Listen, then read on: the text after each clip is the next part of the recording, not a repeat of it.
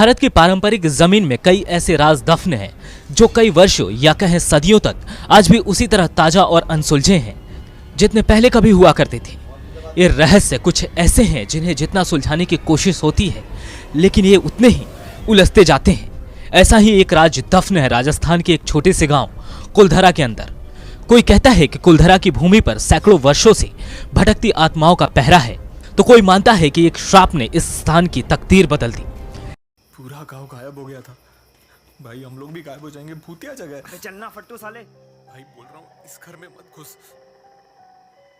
सुन, इसी घर में हुई थी हाँ उस लड़की की डेथ।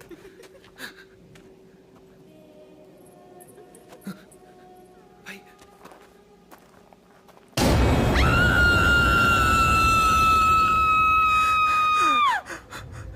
ओम जैसे मैं फड़ो मला जाता लो चंद्र मला तर बाबा तो रे समत रे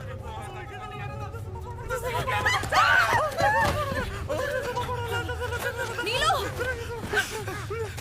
you guys okay? कहाँ से हो तुम लोग?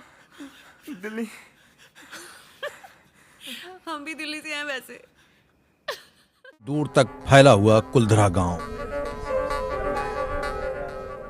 जैसलमेर के रेगजारों में बसा हुआ ये गांव पालीवाल ब्राह्मणों का था।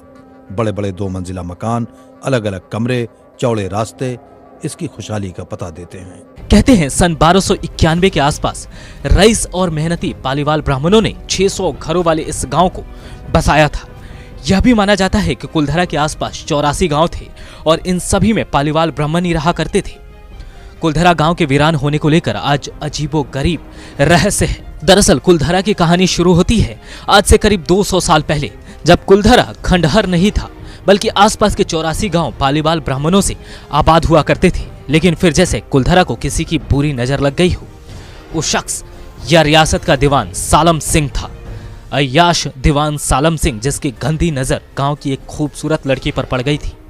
दीवान उस लड़की के पीछे इस कदर पागल था कि बस किसी तरह उसे पा लेना चाहता था। उसने इसके लिए ब्राह्मणों पर दबाव बनाना शुरू कर दिया। हद तो तब हो गई जब सत्ता के मद में चूर उस दीवान ने लड़की के घर संदेश भिजवाया कि अगले पूर्णमासी तक उसे लड़की नहीं मिली तो वह गांव पर हमला करके लड़की को उठा ले जाएगा। दीवान और गांव वालों की लड़ाई अब एक लड़की के सम्मान की भी थी और गांव के आत्मसम्मान की भी। गांव की चौपाल पर ब्राह्मणों की बैठक हुई। 5000 से ज्यादा परिवारों ने अपने सम्मान के लिए रियासत छोड़ने का फैसला ले लिया।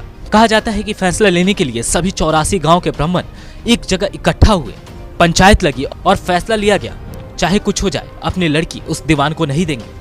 अगली शाम कुलधरा कुछ यूं वीरान हुआ कि आज भी परिंदे उस गांव की सरहदों पर दाखिल नहीं होते। कहते हैं गांव छोड़ते वक्त उन ब्राह्मणों ने इस जगह को श्राप दिया था। इसके बाद बदलते वक्त के साथ 82 गांव दोबारा बन गए, लेकिन 2 गांव कुलधरा और खाबा तमाम कोशिशों के बाद भी आज तक आबाद नहीं हुए। ये गांव अब भारतीय पुरातत्व विभाग के संरक्षण में है, जिसे दिन की रोशनी में सैलानियों के लिए रोज खोल दिया जाता है।